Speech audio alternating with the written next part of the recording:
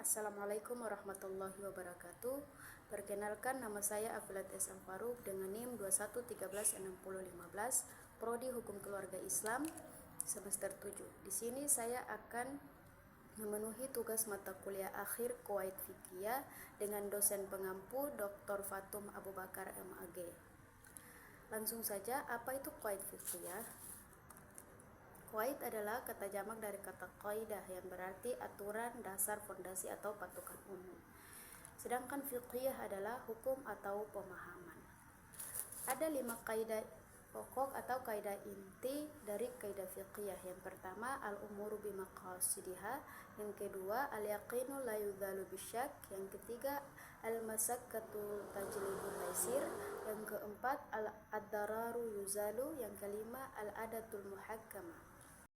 Pertama, al-umuru bimaqasidiha. Segala sesuatu tergantung niatnya. Dasar hukum dari kaidah inti, innamal a'malu binniyati walikullil amri ma nawa. Sesungguhnya amal tergantung niatnya dan setiap orang hanya mendapatkan sesuai niatnya. Contohnya, barang siapa menceraikan istrinya di dalam hati tanpa mengucapkannya, maka ia tidak dihukumi telah melakukan perceraian, meskipun secara lugas telah mengucapkan demikian.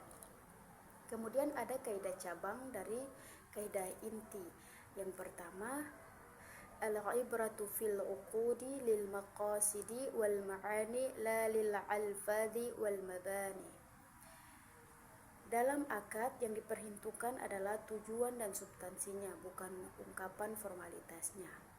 Contohnya, jika ada seseorang membeli barang dari sebuah toko tetapi dia lupa tidak membawa uang, kemudian dia mengatakan kepada si penjual, "Saya beli barangmu tetapi karena saya lupa bawa uang, untuk sementara jam tangan saya dititipkan dulu. Setelah ini saya akan pulang mengambil uang, kemudian kembali lagi untuk membayarnya dan akan saya ambil titipan jam tangan saya." Walaupun orang ini berkata itu bahwa adalah jam tangannya sekedar dititipkan, tetapi hakikat itu bukan akad wadi'ah atau titipan, melainkan akad ran atau jaminan. Masuk pada kaidah inti atau pokok yang kedua, al-yaqinu la yudzalu bisyak. Keyakinan itu tidak dapat dihilangkan dengan keraguan. Contohnya, seorang istri mengaku belum diberi nafkah untuk beberapa waktu. Maka yang dianggap benar adalah kata si istri, karena yang meyakinkan adanya tanggung jawab suami terhadap istrinya untuk memberi nafkah, kecuali apabila suami memiliki bukti yang meyakinkan pula. Landasan hukum dari kaidah ini, idza syakka ahadukum fi salatihi falamma yadrikum shalla thalatha arba'a falyatrahish syakka wal yabni ala mashtayqani thumma yasjudu. Yang artinya, apabila di antara kalian mengalami keraguan dalam sholat dan dia tidak menyadari beberapa jumlah rakaat yang telah dikerjakan, 3 atau 4 rakaat, maka buanglah keraguan tersebut dan hendaklah melanjutkan atas yang diyakininya, kemudian sujudlah. Hadis riwayat Ahmad. Kemudian ada kaidah cabang dari kaidah inti. Yang pertama, al-aslu baka'u makana ala makana, menetapkan apa yang ada sebagaimana adanya. Contohnya, seseorang meyakini dirinya telah berwudu, kemudian timbul keraguan apakah masih suci atau sudah batal. Dalam hal ini tetap dihukumi suci. Sebaliknya, dia meyakini sedang berhadas, kemudian ragu apakah sudah berwudu atau belum, maka dihukumi tidak berwudu. Masuk pada kaidah cabang yang kedua, al-aslu al-adam, artinya pada prinsipnya tidak ada ketiadaan. Contoh dari kaidah cabang ini adalah terjadi perselisihan dalam hal bekerja sama.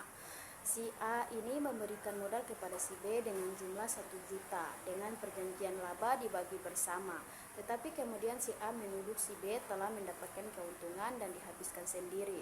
Tetapi tuduhan si A tidak ada bukti dan si B menyangkal tuduhan itu karena memang pada dasarnya belum ada keuntungan sama sekali. Maka penyelesaian menurut kaidah ini yang dibenarkan adalah si B. Masuk pada kaidah inti atau pokok yang ketiga, al-masyaqqatu tajlibu taisir. Kesulitan itu dapat menarik kemudahan. Dasar hukum dari kaidah ini, yuridullahu bikumul yusra wa la yuridu bikumul usra, yang artinya Allah menghendaki kemudahan bagimu dan tidak menghendaki kesukaran bagimu. Kemudian ada kaidah cabang dari kaidah inti. Yang pertama, ar-rukhsah la tunatu bil ma'as. Kaidah ini menjelaskan bahwa keringanan itu tidak dikaitkan dengan kemaksiatan. Kaidah ini digunakan untuk menjaga agar jangan sampai keringanan-keringanan di dalam hukum tidak disalahgunakan untuk melakukan maksiat, kejahatan atau dosa. Contohnya, hukum melihat calon yang ingin dinikahi, seperti perempuan bercadar. Izin yang diperkenakan untuk syariat Islam adalah bagi laki-laki boleh melihat sendiri calon perempuannya tetapi hanya sebatas melihat muka dan telapak tangan. Kebolehan ini adalah rukhsah dan syariat. Namun jika kebolehan dimanfaatkan untuk hal-hal yang selebihnya seperti melihat yang lain selain muka dan telapak tangan, apalagi memegang-megang sebelum akad nikah, maka ini tidak dibenarkan oleh syariat dan dihukumi sebagai pembuat maksiat. Masuk pada kaidah inti atau pokok yang keempat, ad-dararu yuzalu, kemudaratan harus dihilangkan. Kaidah ini memiliki sudut pandang yang sedikit mirip dengan kaidah sebelumnya, yaitu al-masyaqqatu tajlibu taisir. Kaidah ad-dararu yuzalu berkaitan dengan kemudaratan yang terjadi di antara para hamba, di mana kemudaratan, kesulitan dan sejenisnya sebisa mungkin dihilangkan di antara para hamba. Sedangkan kaidah al-masyaqqatu tajlibu taisir berkaitan dengan hak Allah, di mana Allah memberikan kemurahan apabila ada kesulitan-kesulitan yang menimpa hambanya, maka Allah akan memberikan kemudahan-kemudahan. Kemudian ada kaidah cabang dari kaidah inti, yaitu ad-daruratu tubihul mahturat. Keadaan darurat membuat hal-hal terlarang menjadi boleh. Contohnya, janda yang sedang menjalankan masa iddah wafat diperbolehkan keluar rumah demi untuk memenuhi kebutuhan hidupnya. Masuk pada kaidah yang terakhir, yaitu kaidah kelima, al-'adatul muhakkamah. Kebiasaan adat istiadat dapat dijadikan sandaran hukum. Sebelum masuk pada dasar hukum dan kaidah cabang, saya mau menjelaskan sedikit tentang tradisi dan budaya. Apa itu tradisi? Tradisi adalah kebiasaan yang dilakukan secara berulang-ulang dengan cara yang sama dan diturunkan dari generasi ke generasi. Sedangkan budaya adalah cara hidup yang diwariskan dari generasi ke generasi dan dimiliki oleh sekelompok orang. Dasar hukum dari kaidah ini, ma ra'ahul muslimuna hasanan fahuwa 'indallahi hasanun wa ma ra'ahul muslimuna sayyi'an fahuwa 'indallahi syai'un. Yang artinya, apabila yang dipandang baik oleh orang-orang Islam maka baik pula di sisi Allah, dan apa saja yang dipandang buruk oleh orang Islam maka menurut Allah pun digolongkan sebagai perkara yang buruk. Hadis riwayat Ahmad Bazar Tabrani dalam kitab Al-Kabir dari Ibnu Mas'ud.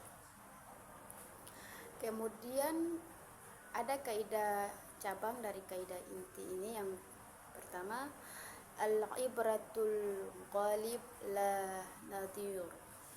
Yang diperhitungkan adalah yang lumrah, bukan yang jarang. Contohnya ada di Patani, Kabupaten Halmahera Tengah, tentang firor atau peminangan yang dilakukan oleh pihak keluarga laki-laki terhadap keluarga pihak perempuan dengan membawa seshe. Seshe itu disebut dengan tanda jadi.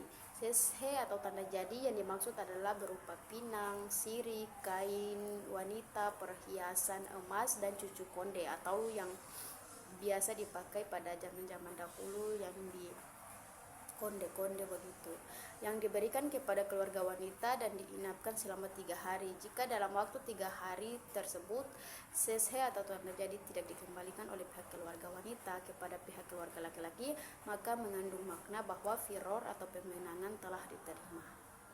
Mungkin itu saja yang bisa saya sampaikan, kurang dan lebihnya saya mohon maaf. Assalamualaikum warahmatullahi wabarakatuh.